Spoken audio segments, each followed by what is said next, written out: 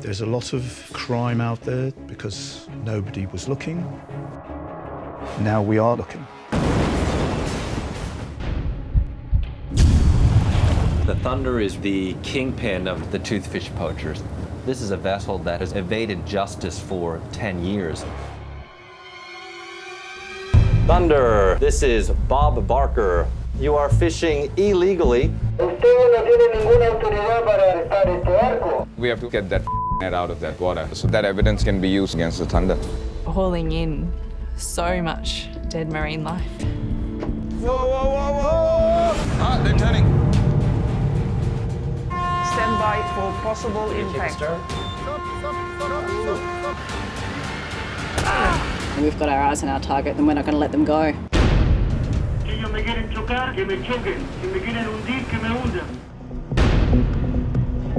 That's gonna be close. Today is our 100th day with the Thunder. We'll definitely have to swim.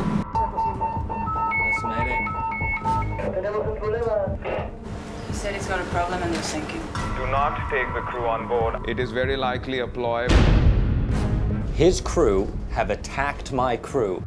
You're in the right, he's in the wrong. It's as simple as that. Tell this son of a bitch to get off his f***ing boat. I've got 4 buoys in a row right here. Here's a big one.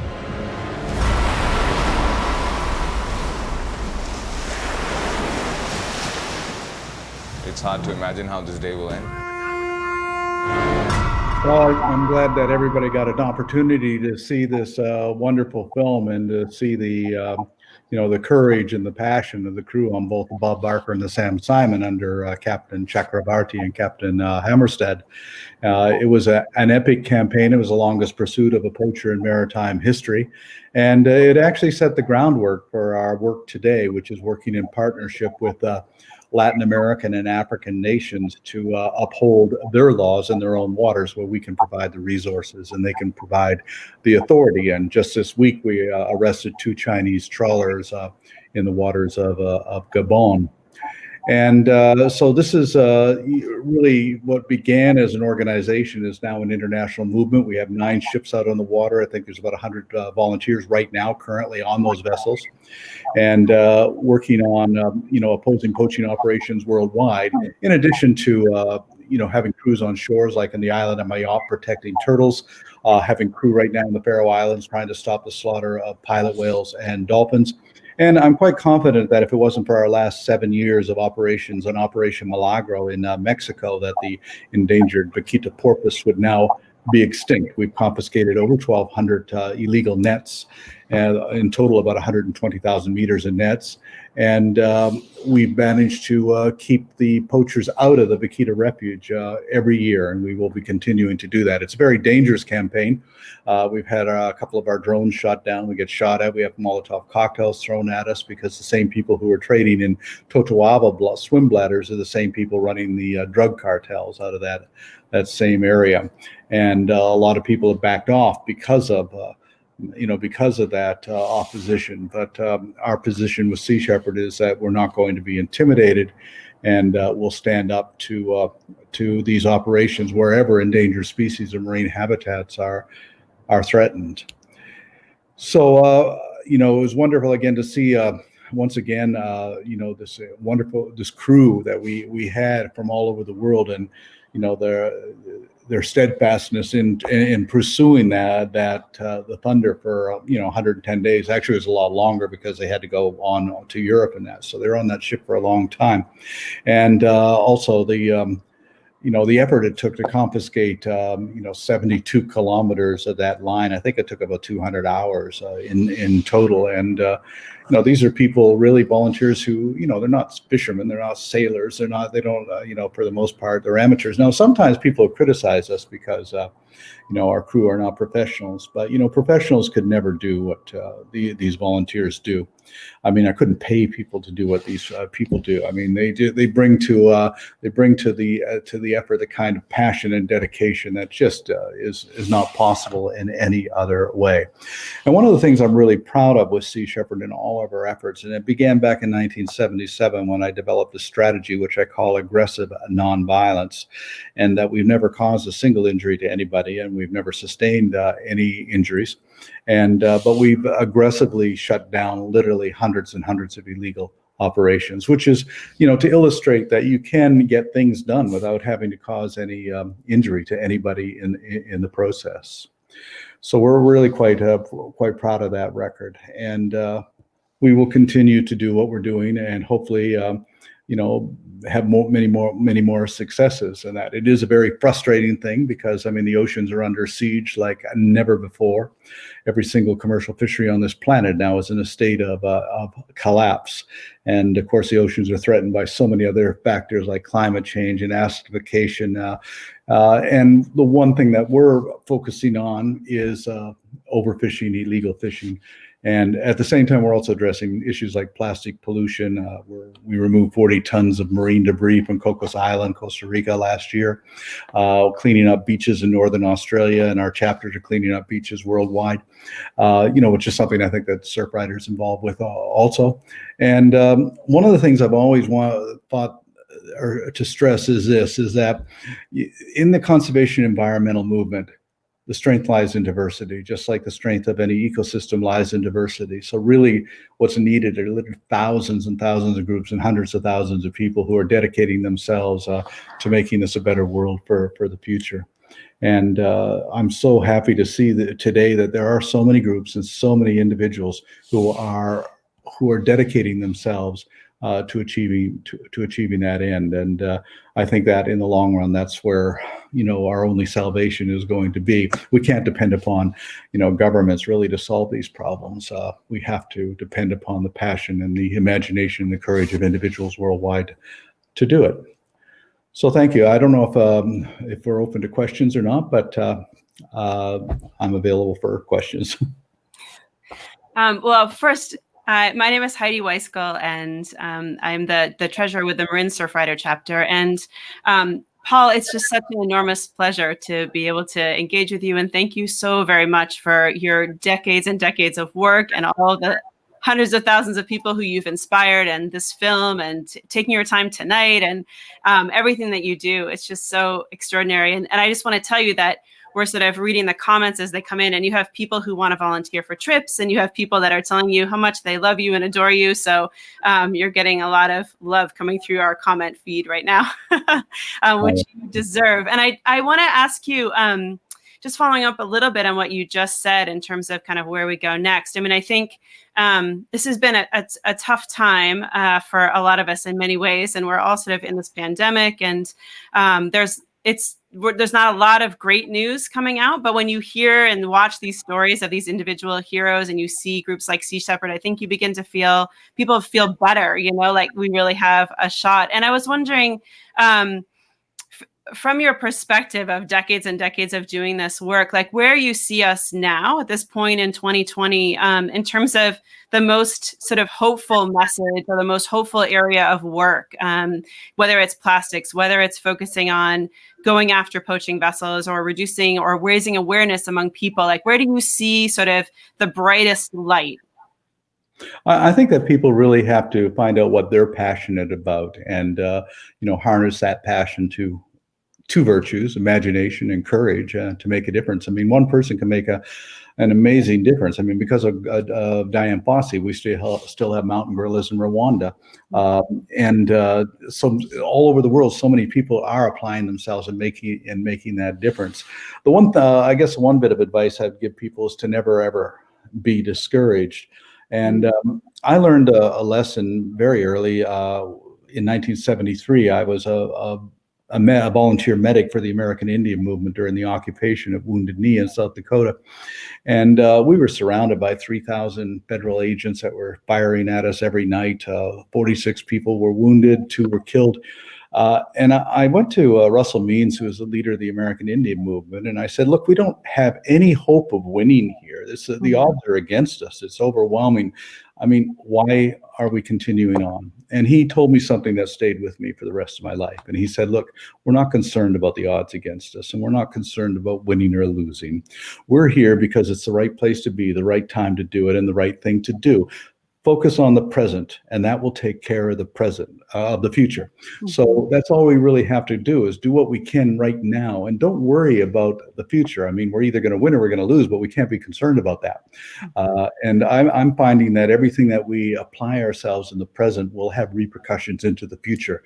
And the more passionate we are in our application of that, the more positive are the outcomes. And I'm seeing that more and more.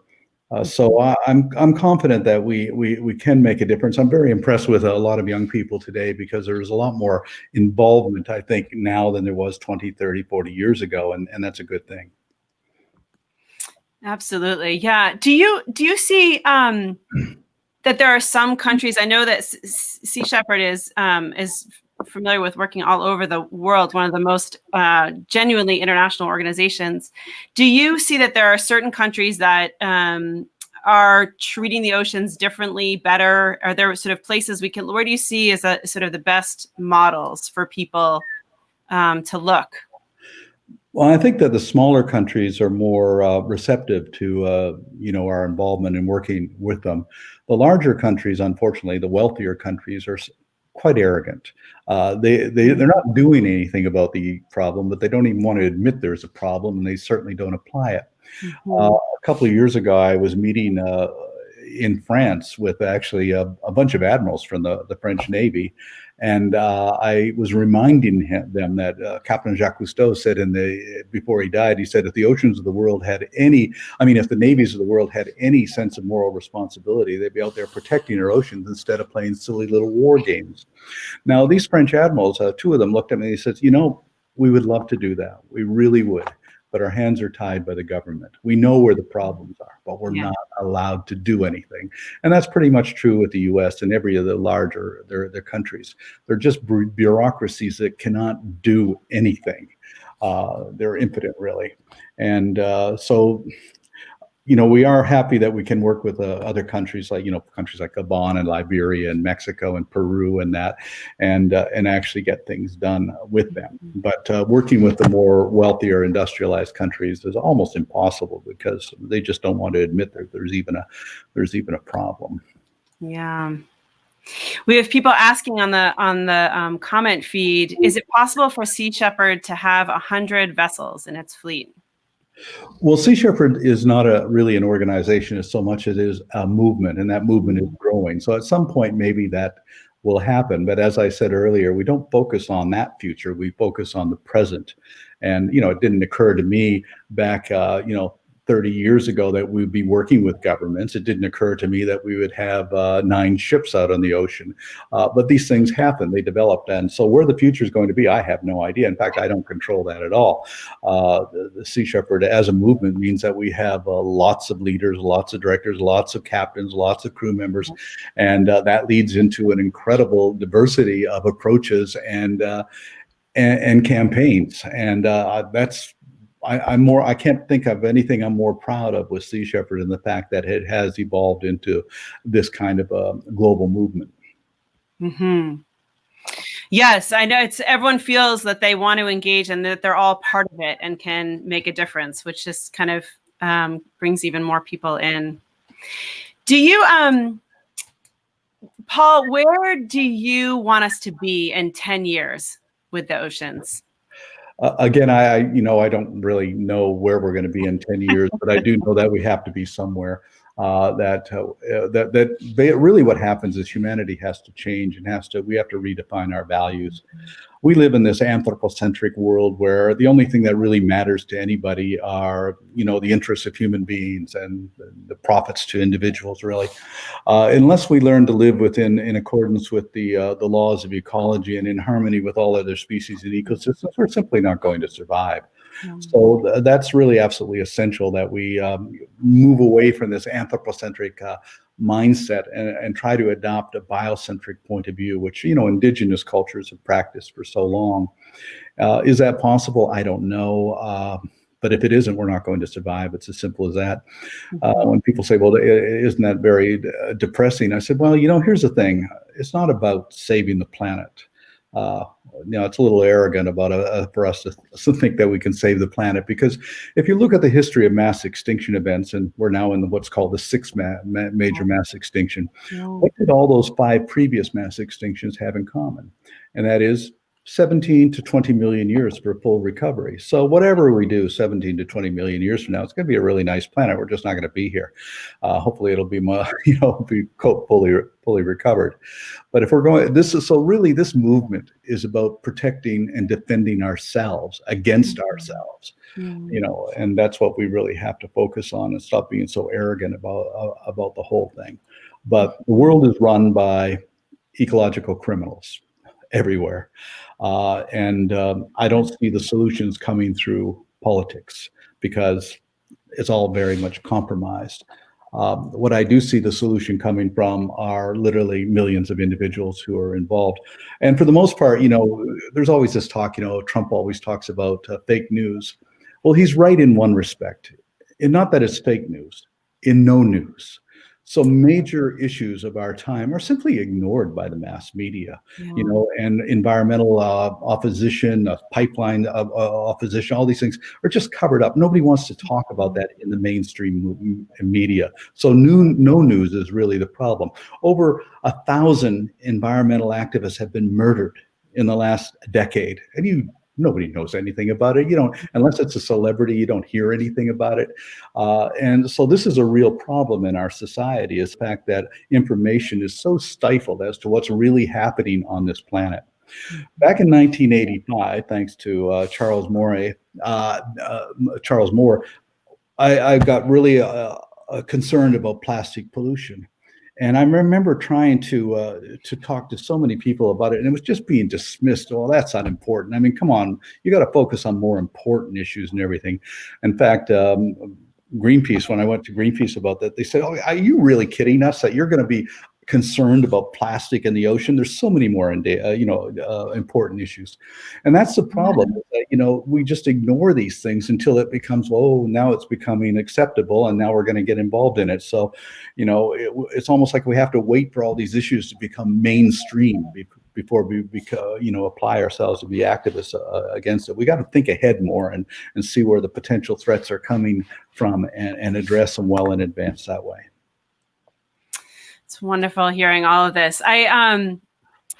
I want to tell you, I just want you to know, if people are saying that you've made their weekend, you're making their day, you're inspiring everyone, this conversation and everything. And I don't know, some people were asking a specific question, Paul, and I don't know if you can answer this, or we could talk to the film crew about it. But what happened? We wanted to follow up with the Indonesian crew, with a crew that was on board the ship that was caught. I believe they were all repatriated, but that also brings us to the point is when we come across these vessels which are operating illegally, not only are a lot of the crew in a position where they can't even get off the ship, some of them are virtual slaves. They don't even get paid. Mm-hmm. So it's a major international slave trade. And it's not just in there. Right now there are American boats in Honolulu Harbor with crew members on those boats that can't go ashore. They're paid, I think, about $300 or $400 a month to work really hard on American boats, and they can't even go ashore. So they're virtually prisoners while the vessels are there. So it's happening right here in the United States, and where it's just ignored. It's completely ignored. Yeah. Of course, in other places, it's even more extreme, where people aren't even paid at all, and people are murdered. And also, we have the problem of observers on these vessels who are, go missing, or I think in many cases have been murdered on that. So it's not really, nobody pays much attention to it. You don't want to get in the way of profits of all these corporations here. There's 4 million fishing vessels right now on the world's oceans, and 40% of them are illegal. And so we really have to address that. One of the other things that I like to tell people as to how to envision this issue is that consider the planet as a spaceship, which is really what it is. And we're on this incredible trip around the Milky Way galaxy. And every spaceship has a life support system. And that life support system provides us with the air we breathe and the food we eat, and regulates climate and temperature. And every life support system has to have a crew of engineers that run and maintain that life support system. we humans, we're not crew members, we're passengers. We're having a wonderful time amusing ourselves. But what we are doing is we're killing off crew members. And there's so many crew members that you can kill before the machinery begins to fall apart.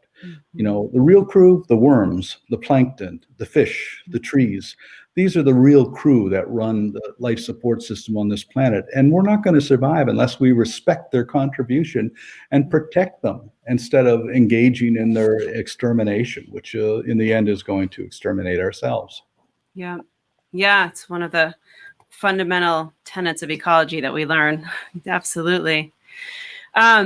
Well, it's so wonderful. I don't want to keep you for too late, but I just want to thank you again so much. And just really, we all need something positive right now, Paul. So thank you for giving this to all of us. And I think you're going to have many more like Sea Shepherd supporters after this. And we'll all join you. So thank you so very much for your time and the inspiration that you are. You've become larger than human for many of us, myself included. Thank you. I'd like to add just one thing is that in the film, Captain Peter Hammerstead, Peter joined us when he was 18 years old, and he's still with us now. You know, many years later, he joined as a deckhand and became a captain in that. And he's a great illustration of the kind of passionate person that really makes a difference. And you know, I think this campaign was his initiative. Him and Sid Chakravarti, they carried it out by themselves and were steadfast with it, with incredible patience and incredible courage. And this is what Sea Shepherd is all about. These kind of volunteers, this kind of leadership, this kind of spirit. And I think that they really presented themselves in that light in this film in a very extraordinary way. Absolutely, and that's amazing. And so you let them. You said, "I give you my blessing. Go do it." Well, I don't even have to do that. I mean, they initiated this campaign, and we have campaigns all over the world. In Australia and in Europe and Asia and and these campaigns are initiated by the campaign leaders. I'm not in there saying, "Oh, you got to do this or you got to do that or you got to do it this way." You know, this is the great thing about a movement. There is no need for a hierarchical sort of leadership in that way. I mean, our ships are run hierarchically, but because you have to do it that way. But the movement overall, is much more organic in that in its approach. We have I'll give you a good example. Many years ago, I had a guy call me from Scotland, and he said, "They're killing gray seals here in the Orkney Islands. What are you going to do about it?" And I said, "I don't know. I'm on the other side of the planet. What are you going to do about it?" And he said, "What can I do?" So we helped him put together a Sea Shepherd group, and he got a bunch of volunteers together, and they went up to the Orkney Islands, and very enthusiastic. They walked up to the sealers and literally ripped the rifles out of their arms and threw the rifles into the ocean. Of course, they all got arrested, but we got an incredible amount of publicity. And out of that publicity, we raised enough money to buy that island they were killing the seals on, which today is a seal sanctuary, all because of one guy saying, "Well, what can I do?" Yeah. And you say you figured out. Each and every one of us can do that. That's amazing. That's such a wonderful way to end. Thank you so much. All right, thank you. Really quite a pleasure.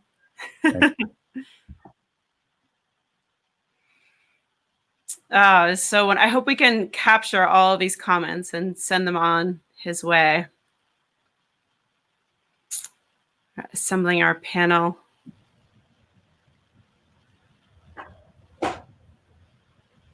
Welcome. We'll have your... Thanks so much to each of you. This is really a fun and exciting opportunity for me to be able to welcome each of you to this panel to discuss the film, work with regard to sustainable seafood and all things ocean. So I'm just going to go through and introduce everyone, and then I have a couple of questions, and then we have a chatty comment box and questions for you as well that I'm sure will jump up. So our first panelist is Mark Benjamin. He's an award-winning filmmaker. We actually just saw one of those award-winning films. He's a combat cameraman, a producer, and he's the founder of Brick City TV. Natasha Benjamin. You might recognize similar last name. And yes, it is father-daughter connection, and wonderful to have them both. She's the Policy and Outreach Director at Marine Research and Exploration, which I think is pronounced Mare. Yes, good. She's right across the bay from me here in the Bay Area, and she works with these incredible deep sea robotic technology to collect data to inform about oceans and fisheries policy. And then we have Kirk Lombard from Sea Forager. He's an author. He's a sustainable fishmonger. He's an angler, an educator, and the founder of Sea Forager, which is a community-supported fishery and coastal fishing and foraging tour business here again in the San Francisco Bay Area. And I want to thank my East Coast panelist, who is Mark Benjamin, who goes by Ben, for being up late. And I want to thank Natasha and Kirk for being here and logging on with these crazy fires. We're in the middle of a little bit of an inferno right now in the Bay Area. It's not a pleasant time to be here, but we are coming to you live and so happy to be here. So thanks to each of you. I want to start off with a film question. And Kirk, there's a way that you can answer this too. So I'm going to go through and I'll ask that maybe Ben and then Natasha and then Kirk, and then I'll reverse the order. But if you could just tell us what was the aspect of the film or working on the film or producing it that was sort of the least predictable? And I'll leave that open so that it can give you a chance to talk about your experience around the film. So Ben, would take us away. This film, the genesis of this film is we did a 6-hour series for Discovery, which played around the world, and it was about crimes against the ocean. And from those 6 hours, we extracted Chasing the Thunder and turned it into a feature documentary. The late Paul Allen, who invented the word Microsoft, working with Bill Gates, he sort of challenged us to do a film that would show, what illegal fishing was really about. And he asked us to go after, some big fish. And I think the thing that was the most important to me is the last 5 minutes of the film, because we arrest on screen and handcuff Antonio Vidal Suarez, who's arguably the biggest gangster in the world for illegal fishing. The Spaniards really taught China how to overfish. So Antonio Vidal Suarez and the Vidal Amadores fleet has historically been this massive overfishing, obscene overfishing organization. And they invented the Patagonian toothfish, Chilean sea bass, nightmare of overfishing down there. So between Captain Sid and Captain Peter, and certainly Paul's a little modest, but nothing happens at Sea Shepherd without Paul. Yeah, giving him, that's right. Peter and Sid, they're independent captains, and there was no micromanagement during the 100 days by Paul. But Paul's the visionary that brought Sea Shepherd into the world. I mean, he left Greenpeace because they were putting up signs and they were protesting, but Paul was into direct action. And so the disciples of Paul, become the leaders of these campaigns and the captains of these vessels. So we were very fortunate to hook ourselves up with Sea Shepherd. It's my life in the last 5 years has really whirled around the Sea Shepherd world because of the 6 hours and then the feature doc. And I continue to work with them. And I fortunately I have a house very close to Paul's in the mountains in Vermont. And I'm going to see him this week. I'm in Manhattan right now, but I feel extremely fortunate. My daughter's a marine biologist, and she is my inspiration, to tell you the truth. But I'll kick it to Kirk, because you're a fisherman. So okay, throw it down. What do you think? I'm really more of a fishmonger. Okay. A humble fishmonger in the Bay Area, and I run. I use the word sustainable. I see that word being slung around in a lot of ways that make me uncomfortable. But yeah, that's that's sort of the vision of Sea Forager. I was working for the Fish and Game Department as an observer, pretty much mostly in the recreational fleet that goes offshore and fishes ground fish off the Farallon Islands and stuff. And then we all got laid off at some point. And then I just started doing my own. I'm assuming you want me to explain who I am, right? Yeah, explain who you are. That's good. Okay, because it's kind of it's a little intimidating being on here with all of these giants. Like I said, I'm a humble fishmonger. But in any case, yeah. So I was working for Fish and Game, doing some onboard observing and launch ramps and walking the shorelines, looking for fishermen and collecting data, and then that all ended, and I really enjoyed communicating with the public, and so I started doing Sea Forager walking tours. So I'd sort of take people out and it was sort of a free form, improvisational tour where I'd walk along the city shoreline and talk about all of the nature that still exists along the shoreline of San Francisco Bay. It's a very fortunate place for us to live here because we still have quite a bit going on. People look at the bay and they see all the concrete and they see all the development, and it's interesting that they very often just think it's dead, but our intertidal zone is still it's still kicking. There's still big herring spawns in San Francisco Bay, although they're down in the last few years. But in any case, people on my tour started asking me where they could actually get fish that they didn't feel guilty about buying, and I kept throwing them at a company called 2x which is a sustainable fishmonger. The guy that runs it, Kenny Beloff, is a buddy of mine, and Kenny one day said, "Hey, you're sending a lot of people my way. Why don't you provide seafood for them?" Because I was doing a little bit of commercial fishing at the time, just for halibut and monkey face eels and smelt. All of this sort of easily accessed things. Not any. I had no huge ambitions in that way.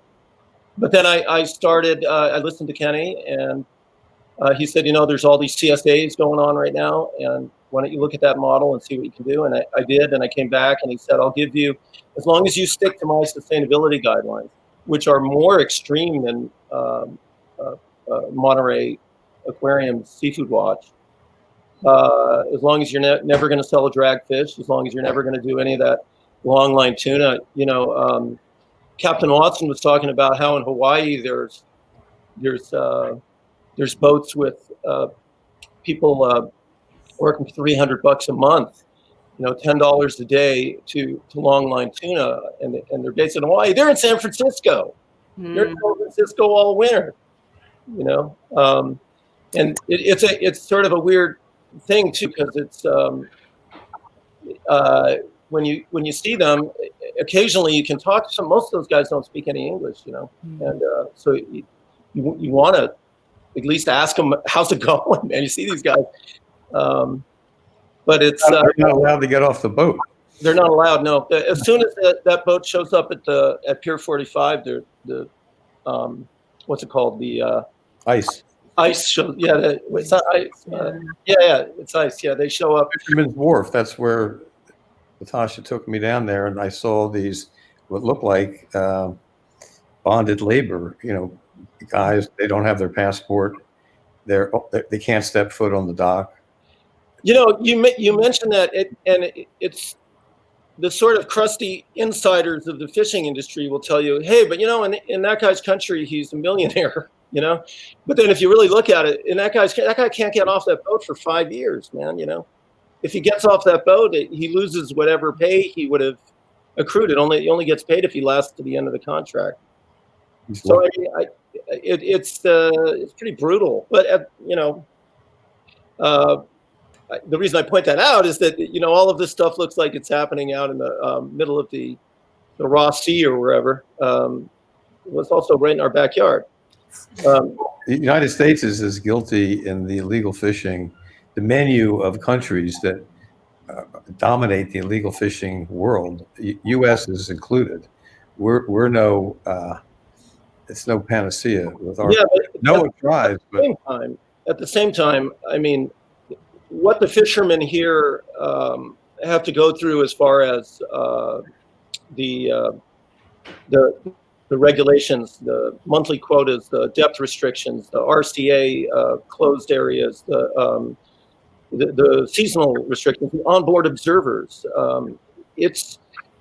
I agree with you in some of the far, I think especially sort of the pelagic boats that go way offshore, but the local fleet here, man, I mean, it's really tightly monitored. Even, Sea Forager doesn't do dragfish, but even so, I mean, the drag fishermen, I mean, there's not to compare that to a drag fishery in the Indian Ocean where they're strafing pulling up the reef. I don't know if you guys have all seen Grinding Nemo. Great title to that. Grinding Nemo, probably the most aptly named book on film on unsustainable fishing. But it's not that, And I don't support those fisheries, but those guys make the case that I think they're yellow listed by Monterey. I think Kirk makes a great point here that California is pretty unique in the global fisheries. Yeah, it's almost a model. It is a model. We've created a network of underwater parks along our coast. That's one of the most prestigious network of marine protected areas. We have some of the strictest fishing regulations. There's obviously loopholes, and people figure out how to use those. But in terms of what's happening on a global scale, I would say California is probably the leader in the world of sustainable, highly regulated, and putting protections in place. We know that in order to protect fish, we need regulations, and we also need to put places aside where they can replenish so that we can keep fishing them and keep them at levels so that, that we can have a sustainable fishery. Natasha, I want to follow up on that a little bit. I want to ask about how, the work, I know that the work that you do a little bit is connected to looking at those specific areas. And I'm curious, just bring it back to the film a little bit, like what your role was and if you were using those sort of, what you did exactly in terms of thinking about sustainability and fisheries. Well, so my work started, I guess my work with the ocean started a long time ago, back to my dad here. This started as soon as I could swim. I was diving and fishing with my dad as a kid. I fell in love with the ocean. And then I watched before my own eyes in a pretty short period of time in the Florida Keys, the coral reef disappear. A lot of the corals disappear. All the big groupers were gone. And I watched that happen, and I knew that I wanted to be involved in the ocean. And I went and I studied marine biology and fisheries policy, and moved out to California and started working on fisheries issues and collecting data, and working with an organization, Marine Applied Research and Exploration. And we use robotic technology to collect information. If you want to manage the ocean, you need to know what's going on. Mm-hmm. And there's only a very small fraction that divers can look at. So we build robotic technology that goes below diver depth, and we collect that information. In order to understand what's going on, you need to know what's there so you can manage it. And then I was fortunate enough, because of my background in marine science, to work with my dad on this film, to be a consultant, and we continue to talk about and plan the next project of how we can get this information into the public. The only way we can make a difference is to let people know what's going on in the ocean, and film is one of the best mediums for that.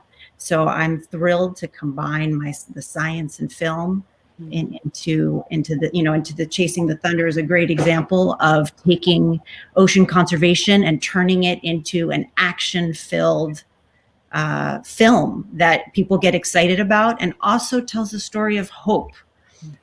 We could sit here and between the three of us tell a lot of stories of of collapse, of ocean collapsing. Yeah. But this film really, I think, shows that there's hope and that people can make a difference, that we can all make a difference. Mm-hmm. I just, for Kurt, and Natasha, when I spoke about the U.S. fisheries being, part of the problem, I wasn't talking about the eastern seaboard or the California or western coastline. I'm talking about the distant ocean fishing vessels. And America, United States, has only, I think under 400 distant ocean fishing vessels, and they play by the rules of the high seas. Anything goes. But I don't want to leave the impression that I don't think NOAA and the California fisheries are doing a good job. I think they are. I think the big problem with overfishing, it's the story of an industry in denial. It's cognitive dissonance. It's basically, I won't admit we're wrong. And like the tobacco industry knew all about nicotine and cancer, and they had the best scientists in the world. They didn't tell anybody. The petrochemical industry knew all about global warming in the 60s, and they didn't tell anybody. And the fishing industry, they know what they're doing. And I'm not talking about the well-managed California fishery. Right. I'm talking about the global fish. I'm talking about, like, for instance, tuna in the Western Central Pacific. You've got these RFMOs, which are regional fisheries management organizations, that are covering for these fleets, and notably, China being the most influential. And it's like a crime, a felony is being committed at the police station, which is the RFMO, right in front of the police. And the felon is the person who's funding the RFMO. So you've got this enormous nightmare of a Ponzi scheme, as Daniel Pauly pointed out years ago, 10 years ago. And then he hasn't said that in many years, because of course he's on the board of Oceana now. So he's not going to speak like that.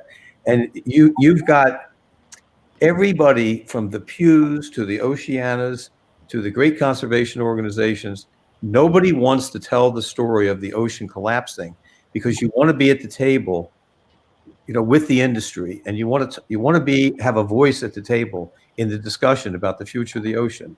And if you talk about the ocean collapsing, they're going to throw you out of the room. You won't be at the table. So if you want to stay at the table, you have to be a moderate. And if you stay a moderate, you'll stay. If it lasts long enough, you'll stick around for the collapse. And that's the nightmare. And Paul Watson gets it. A lot of folks at Greenpeace get it. This industry is hell-bent on this death spiral that the ocean's in. And it's not about you guys on the west coast of California, and for that matter, the East Coast does a great job. No foreign fleets want to fish illegally near our waters. Why would they, with our enormous enforcement capacity? And what Paul Watson does in this world of criminality on the high seas and on the edge of EEZs, you need enforcement. And with the absence of enforcement in poor coastal countries, who's going to come? Who are you going to call? There's nobody. Sea Shepherd has 10 steel hull vessels. That's it. It's not scalable to save. Oh, are you still here? What did I? Yeah. You're still here. Okay, I lost it. So either global navies don't have the appetite to get into the game of legal fishing. They don't want to do it. We need to legislate a global treaty, a conservation treaty. Absent that, the ocean is going down. And once again, we're not talking about the most well-managed fishery in the world, which arguably is California. So it's just like the cod. The cod was the message. If you didn't get that message, that they managed it for 100 years, they were watching every vessel that came in, they measured every catch, and then it collapsed. Why did it collapse? Because it was hogwash that you could just keep taking these fish out and expect them to be around forever. And the big, fat, fertile females, those boffs are gone. So we don't have the resilience we used to have on this planet for fish. So I don't want to. I could go on, but I'm not going to. I want to give Kirk a chance to jump in. I want to ask all if you had if you were just about to, I think, sort of maybe touch on this, Ben, but so each of you, having seen this film, working in this area. Can you come here and get my screen back up, Amy? We can see you and we can hear you, if it makes any difference. You know, Ben. I'm interested in what each of you would sort of, what would be your ideal scenario? I'm going to ask you the same question I asked Paul. What do you want to do in 10 years? Like, so Kirk, we'll start with you in terms of like, from where you sit and in the work that you do, like what would be amazing if you could see a specific change within 10 years? What would that be and what would it look like? What? Man. Think big. 10 years. I'm like going day to day here. You mean as far as the industry goes? Yeah. Like what would you like to be able to say to your customers, or what would you like to be able to see when you know, like what's your best case scenario for a decade from now? Well, you know, I'm doing this for a living. I'm selling fish for a living, man, you know? So you better still be doing that in 10 years. That's one thing. I don't know. I mean, maybe I want to sell this all and buy a boat and go chase pirates. I sold my boat last year. I would like, so I feel like I'm seeing people are concerned, right? That's something. People are also being misled. The words, it's almost like the word sustainability needs to be replaced with something else that isn't being abused. I mean, every fish company is sustainable now. Every single one of them. Doesn't matter. It has less meaning than it used to. You know, I also have questions. I mean, I have questions. Like, so in that whole film, which was just the most incredible, breathtaking, tear-jerking, awesome thing. Who's buying those fish? Who's distributing those fish? Where does that meat end up? So at one point there's and I love this. There's like a law-abiding fisherman who's going out and he's following quotas and he's friendly with the sea shepherd, and it was a major part of the film for me. Is the distinction between a shitty fisherman, and the good guy. But my question is, when you get to the marketplace, how am I to know that I'm eating the good guy's fish? So this is where labeling and certification comes in. The Marine Stewardship Council, which certifies a lot of fish that when you go to Whole Foods, you see that little MSC label. Yeah. They claim that that vessel that was fishing, legally fishing Patagonian toothfish, is actually certified by the MSC. And you know, there's a spectrum there. You know, some people will say, okay, well, MSC certified it, therefore it's sustainable. Well, other people will say, if you're fishing a fish that lives 50 to 100 years at 500 meters and doesn't reach, you know, maturity to reproduce for decades, how can that be a sustainable fishery? But we have a whole industry that certifies these fisheries. But someone's buying those fish. They're ending up on a plate somewhere. Yes. So I'm just, and I'm assuming they're ending up on a plate in a well-heeled country with a restaurateur who's probably flying a flag that says sustainable fish only. How does it? You can certify it, but you know, people can lie too, right? I mean, like, so how? So that's my question So there's one answer to that in my mind. As long as there's traceability, right? Traceability is a huge issue, and country of origin and how it was caught and where it came from. I'm not just lobbing a softball to myself because I provide the name of the fisherman on every order that we do, but I'm actually it's a quandary for me because those fish, there's a huge poaching industry for those fish, as we've seen. So how could you ever know that somehow that didn't get into the mix? And then at that point, how could you certify it as sustainable if there's any doubt where it came from? That's my question. Can you hear me? Yes, we can hear you, Ben. You're back. Okay, so here's the deal. First of all, Chilean sea bass are not Chilean and they're not bass. Right. There is a so-called MSC certified legal Patagonian Chilean sea bass fishery. It catches X tons of fish, but the global consumption of that species is a multiple much greater than the legal catch. So what you have is illegal Chilean sea bass caught and sold and entered into the food chain where Chilean sea bass is marketed illegally. So the idea that Whole Foods sells what they call sustainable Chilean sea bass is a joke. And the word sustainability has been co-opted by an industry. Sustainable means productive forever. You can't be fishing at the depth that you have to catch Chilean sea bass at when they don't even go into the females aren't mature till they're like a decade old.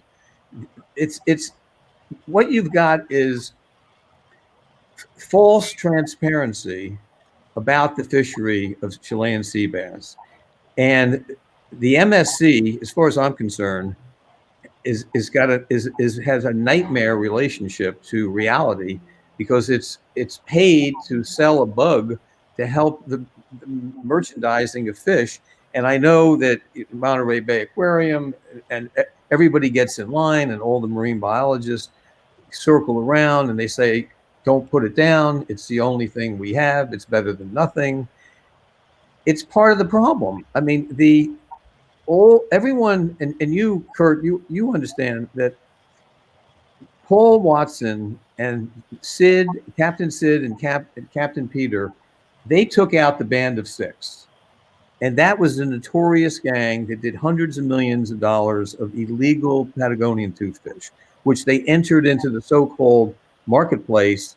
And you can't tell once it's in the port of Newark or in Oakland and it's frozen, you can't tell where it was fished, how legal it was, how illegal it was.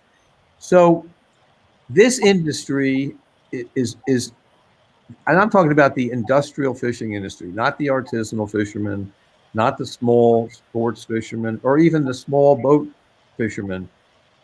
It's a nightmare for the ocean because the industry is in bed with the regulators. And I don't mean the NGO conservation regulators. I mean the RFMOs, who are the management of the territories where the fish are extracted. This extraction industry, it has been in bed. And I'm a journalist. I got into looking at the fishing world when I was 65. I'm 73, but so it's been about 6-7 years that I've been in this. And I had no idea that the fishing industry was corrupt as it is. And I don't mean that there's not anything, I have nothing negative to say about a small boat fisherman who goes out and keeps the rules and works off, in Washington State or California, for that matter, in Maine and New England. They're not the problem. It's the gigantic, it's like the purse seiners that catch more in one day than small boats catch in a year. It's the obscene kind of fishing that's vacuuming. Like for right now, tonight, I can tell you that there's 700 squidders, Chinese squid boats in North Korean waters. And it's, Ian Urbina said they're illegal. I say they're in contradiction of a UN treaty that says no one can fish in the Korean waters, North Korea, because we're trying to threaten them to get rid of their nuclear weapons. It's not working. You've got 400 or 300 not illegal, but you've got 300 or 400 Chinese vessels between Peru and the Galapagos fishing tonight, right now, as we're yakking away. They're vacuuming out, and they're in international waters because they're between Peru and the Galapagos.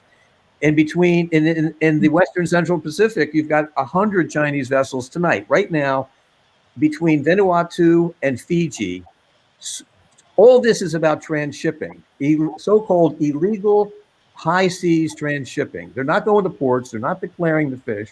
They're throwing it into the food chain. No one knows what's legal. There's commingling on all of these transshipper vessels.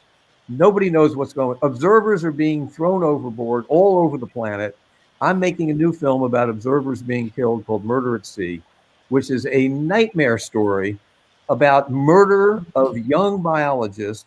Well, in the Pacific, they're from the islands because there's a rule that they should be.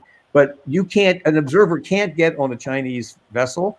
And China has half the fishing capacity on the planet, and you can't have observers on any of these Chinese vessels. Yeah. Now, you can have Chinese flag vessels that are so-called working, like I'm in this debate with a very important guy in the Pacific, and he's telling me, oh, Ian Urbina didn't come to the Pacific. He stuck with Korea and Peru and the Galapagos because he didn't need to come to the Pacific because the RFMOs are doing such a great job because Australia and New Zealand are watching over them. That's bullshit, because those guys in New Zealand and Australia are like the rest of the world. They're pawns of an industry which influences them and controls these RFMOs. And I don't have an axe to grind. Like, I don't need Paul Allen. He funded me for years, and I don't have to be, have a sweetheart deal with Oceana or Pew or any of them. I can take the facts as I see them, and I can call it a strike or a ball as I see the pitch come in. So as a journalist, I am the back door to the industry as a documentary filmmaker, because I'm at war for justice. That's all I've done my whole life. I spent almost 35, 40 years making films about urban violence and young black men getting killed in American cities. And it's not the cops who kill them. It's black on black. It's a nightmare, and shame on America. And nobody said, oh, you can't do that. It makes America look so bad. I parachuted into Chicago and did 8 hours for CNN about urban violence. And everyone said, oh, how could you do that? Such a great American city. I said, it's a killing field. It's Chirac. So I have taken it on, and my daughter, of course, would like to control me because she's a fixture in the Bay Area fishing world, and she ran IFR for Zeke. Maybe just give people a little context, because not everyone knows. We're getting some questions about what some of our lingo is that we're throwing out, like RFMO and Institute for Fisheries Resources. Natasha got out of graduate school and got the greatest job right under the Golden Great Gate Bridge. RFMOs means Regional Fisheries Management Organization. When you have the Chinese, and there's 17 Pacific Islands, there's 60-70% of the world tuna is caught there. China bought all these islands. They build schools, roads, municipal buildings, and then they make the deal for the fishing rights, the license to fish in those countries, island nations, and they help set the price per ton, because there's so much influenced by the wealth of China compared to a poor island nation like Kiribati. I mean, Kiribati, whatever you want to call it, that has the Phoenix Marine Protected Area is the biggest protected area in the world. But there was Spanish fleets fishing in there for years while it was being bragged about as this great marine protected area. So the hypocrisy in the global fishing world is a nightmare. And it's not, you say, where are we going to be in 10 years? Yeah. Well, if Daniel Pauly and Boris Worm are right, it's over. The industrial fishing vessels won't have any motivation to put fuel. Fuel prices are free now because there's a glut of fuel, but that'll be gone in probably 18 months. I mean, fuel will become, a value, but right now we need a revenge machine against industrial overfishing. Short of that, it's going down. So in 10 years, it'll be 2030. They say by 2050, will be deep in the mud, where the fisheries, one after another, will be collapsing. And the Regional Fisheries Management Organization, the governing body of the whole Pacific world, says that skipjack's fine, it's totally plentiful. They say that big eye's fine, that yellowtail are fine, and little albacore are doing fine. Naturally, they don't even do their reports on bluefin, because the bluefin are like, it's less than 5% of their original, 30 years ago, 40 years ago abundance. So what we've got, and I don't mean Kurt or Natasha, your fisherman friends, because they have handcuffs on. They're out fishing with handcuffs because California and the East Coast has such enforcement and regulation, and NOAA is like the toughest cop on the block. So I'm not talking about North America. We have an amazing management of our fisheries, our coastal fisheries. But the ocean is in the jaws of violence, of a violent, industrial, greedy industry. And China is running the whole thing. And Kurt, you're going to have fish for a while. When you go into fish markets, you see an abundance of fish available. If you've got $35 a pound for so-called Chilean sea bass, I wouldn't touch it, because Natasha taught me 20 years ago, don't get near that Chilean sea bass. It's overfished. They don't even understand the fishery. We should never be fishing it. And I've never eaten it. Of course, 20 years ago, I did order it. I don't get near it. And I don't eat meat. And I'm try to be careful. I don't eat meat with feet, but I eat meat with fins. And the reason I'm fighting for the ocean, because I want to eat fish, and I want my grandchildren to eat fish. So, I'm going to read something to you what an Interpol guy said to me, because I can never remember. He said, unlike farming, ranching, or mining, the tragedy of the ocean is the tragedy of the commons. The fishermen do not sow it, they don't hoe it, they don't grow it, they don't seed it, they don't feed it, and they don't weed it. There's only the massive extraction of fish. And to many of the fishermen, fish are money swimming through the water. And I don't even say it's the fishermen, it's the fleet owners and it's the captains. Because the fishermen know it's what you leave in the water, not what you take out, if you want your grandchildren to be fishermen. Yeah. And on that point, I love Sea Shepherd. Lamone called Sea Shepherd the special forces of marine conservation. And the pity is that for years, Paul Watson was considered this radical. And he was, considered this Rambo outlaw. And of course, he's the greatest gift to this ocean that we have. And that's it for me. Yeah. Natasha, I want to hear where your thoughts are. Where should we be in 10 years? What's your vision? Well, on a few different levels, I think, we export over, 70 to 80% of the fish that we catch in California, although since COVID, that's changed a little bit. I'd like to see the fish that we catch here stay here. And I know Kirk is, educating people on all sorts of fish that you can eat. It's not just the salmon and, the tunas. There's lots of other things that we can eat.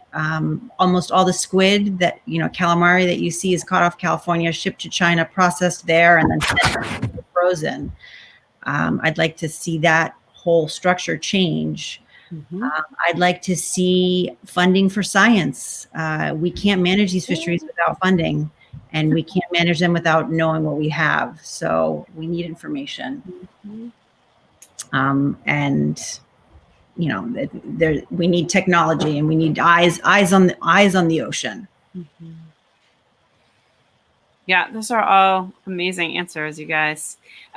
Is there anything, I know we're kind of coming up on time and it's late on the East Coast, late for you over there, Ben, but is there any sort of other point that you haven't been able to make that you want to be able to make as we're kind of wrapping up here? I know we did have some people kind of chiming in the comments section asking about if more Ocean Warrior episodes can be made. I don't know if that's possible. Yeah, well, we did 6 hours. Sea Shepherd was, this Chasing the Thunder, which you saw tonight, was serialized through the 6 hours. But we did Greenpeace, we did journalists and activists, and well, we went to Palau. We were in Africa and Tanzania, where they do dynamite fishing. It's taking a net out for a fisherman is much more expensive than buying cheap dynamite, especially in a country that has artisanal mining. So we covered many areas of illegal fishing, and this Patagonian toothfish business, we knew about this because we hooked up with Sea Shepherd to get our cameras and Sea Shepherd's cameras rolling on this subject. And fortunately, we got to Interpol, and Interpol, of course, Paul Watson was under a red notice for Interpol because Japan was trying to screw him for all his anti-whaling. And people think of Interpol going after gangsters, but Paul was like a savior. But they ended up being a great friend of Sea Shepherd, which is ironic that they had Paul, the admiral of the Sea Shepherd fleet, but had a red notice from Interpol. At the same time, they were supporting his 2 captains in the Southern Ocean. We screened this film, which you saw tonight. We took it to a place called Vigo, Spain, which is in Galicia, which is the home where the billionaire Antonio Vidal Suarez lives. And we played it in his backyard. And there were fights after the film because the fishermen didn't love seeing their guy in handcuffs. And he's like a Medici in there, because in Spain, they don't consider, they know what gangsters are, but they think it's sex traffickers, weapons, heroin. They don't think in Spain that illegal fishing is a crime. So Antonio Vidal Suarez to them is not a criminal.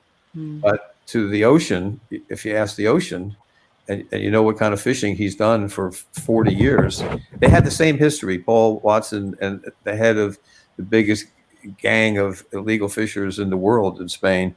I think now you might say China has taken that spot, but we had Interpol there. We had the Civil Guard of Spain there. Sea Shepherds were there.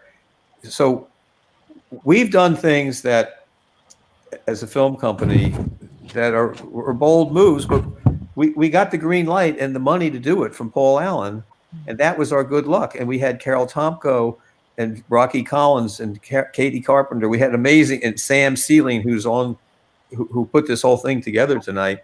We had this great team of people, helping us and giving us the courage to tell the truth. Because if you're it's like if you're not rocking the boat, you're not doing your job when it comes to finding justice. And Heidi, we've been talking for a few days now about the nightmare that's unfolding off Yemen, where there's like a Beirut-like explosion about to happen that everybody knows about it in the world, and it's a vessel that's on the rocks full of all these fuels that will destroy the Red Sea for 20 years. It's 10 times bigger than the Exxon Valdez. And because of the Hutus and the fighting in Saudi Arabia and Iran and this nightmare conflict, no one is doing anything about this vessel, which is about to explode. And you work at an organization that's international lawyers. And of course, Ian Ralby, who we've been talking about, is trying to do something. And you can't see these problems and not fight. If you're not fighting hard to save the ocean, you're basically writing off this planet, because we can't have a dead ocean and imagine this world, going on. And aquaculture is not the answer. And regulations without enforcement is not the answer. And being timid is not working. And Heidi, I know that you don't have a lawyer in Yemen. Figure that out. But we need to figure something out. We need to find out who does, and we need to help Ian Ralby, because he's the one person on the planet that won't give up to try to save this catastrophe. So before we lose you, I don't know, maybe he's going away. I wanted to ask him, or maybe Natasha, we can jump to you. I just want to, or Ben, we can continue with you, but I just want to hear our last, while we still have our full audience here, I just want to hear any closing thoughts or words that you have. Ben, I know you're working, you mentioned briefly this new, sort of the other side of the discussion about sort of the way that we treat our living natural resources. We also have this huge question, and Paul touched on it too, is the way that we treat the people who are involved in the people on the ships, or the people who are the observers. And that's a whole, I mean, there is sort of many people have made this connection. I'm certainly not the first, but the way that we treat those people and the way that we treat resources, I think, there's a lot of sort of dismissive and dangerous and violent treatment across the board, if you're a human or a non-human animal. And I think your next project is focused on that exact issue. Kirk, it's great to have you back. Yeah, I'm having some, I don't know if anyone else is having some technical glitches, but I'm having a hard time hearing. I'm doing my best. Can you hear me? We can hear you. So yeah. This is your chance, Kirk. Oh, okay. I lost it for about the last 1 minute. Okay. Well, I was just asking Ben about his next project, and we were talking about sort of treatment of people on the water, which is a subject that you had actually touched on earlier as well, like the crews on the ships, and the way that their lives aren't really their own in many cases, because they're just, they're not working for very much money, and they don't have a lot of freedom. They can't get off the ships. And so I know that's sort of it's one of the next chapters for thinking about this industry and the idea of sustainability. It is, it's always struck me as a place where there might be some room for a little bit of hope. Is if some of these people, some of these guys that are so egregiously exploited, and the dynamite fishermen in wherever, if they could actually see what fishermen how they live in California, even like the not really big money fisheries, like the halibut fishery here. I'm not talking the drag halibut, but the hook and line, where guy gets a job as a deckhand on a boat, saves money for. I mean, it's almost like it sounds absurdly mainstream American dream stuff. It's like you go, you work 5 years as a deckhand on a boat, you save some money, you buy a Boston whaler, you're a halibut fisherman. As long as you're going to work, as long as you don't mind working 12 hours a day, you're going to make a living doing that. Mm-hmm. And you're going to get more money for your fish because they're caught the right way. Mm-hmm. Why should that be an impossible dream for people in developing countries? I know that's sort of easy for me to say, because here we are in California, where the consciousness is so strong on this. But I mean, at least if people knew that this existed, it might cause some inspiration or something, Mm-hmm. It's a good point. It doesn't all have to be as horrible as it is. Hopefully, you said, where would I hope there is in 10 years? I would hope that that at least as far as fishing goes, there's a little bit of Californication of the world. Okay, like if we could be a little more like California in some of these wretched places where they're just strafing the coral reefs and grinding Nemo, then maybe that would be nice, wouldn't it? Mm-hmm. Yeah, it's California dreaming. Yeah. Yeah, I realize it's a long shot, by obviously. Well, look at the platforms of the two, the Democratic and Republican Party. It's like Sylvia Earle says, no blue, no green. Like David Helvarg says, you've got to have a plan for the ocean in these platforms, and it's near impossible to get them to pay attention. Natasha knows about this because she works with arguably, he just won the Rachel Carson Sierra Club Award, David. Yeah, but the Republicans do have a plan. It's called Pebble Mine. They're gonna put it in Bristol Bay. I know. I'm watching films on that all the time. But back to your thing about slavery, and you're eating this fish that a 14-year-old kid was out. He was kidnapped in Bangkok, and he's 17. He hasn't seen a dock in 3 years. He's a slave on a fishing boat, and you're digging into your sushi steak. It's probably big eye or yellowfin from his longliner, and he's been drinking salt water and showering with salt water, and eating wretched bait and a little bit of rice, and you're enjoying this sushi, and you're thinking, wow, this is delicious. So I hope the fisherman got paid well, because I just paid, $3 per slice of my sashimi cut thick. Guess what? That guy, they beat him, with a swordfish beak. They kill him when they get weak. They throw him overboard. You've got vessels running around the Pacific with prostitutes for the captains, meeting vessels. You've got Shannon Service's film, an amazing film called Ghost Fleet, which is about a Taiwanese abolitionist woman who's trying to free these enslaved young boys that were drugged and kidnapped as kids and taken out to sea for 3, 4, 5, 6 years until they're just too skinny and weak, and they just throw them overboard. So, people are eating their fish and dreaming. California is so great. And and go to Seattle, unbelievable fish there. And you sit and you go to the Florida Keys and you think you're eating grouper. You're eating some fish that came from the Sea of Japan that was frozen and defrosted in Key Largo, and you're eating it in this fish sandwich, and you think it's a fresh grouper sandwich. Forget about it. There's so much lying. There's so much commingling. And I look, Kirk, I love fishermen. I'm a spear fisherman. I respect men and women going out to sea. My daughter, of course, she's involved with the fishermen, and I'm a liability for her because I come off I'm a little stern when it comes to fishing.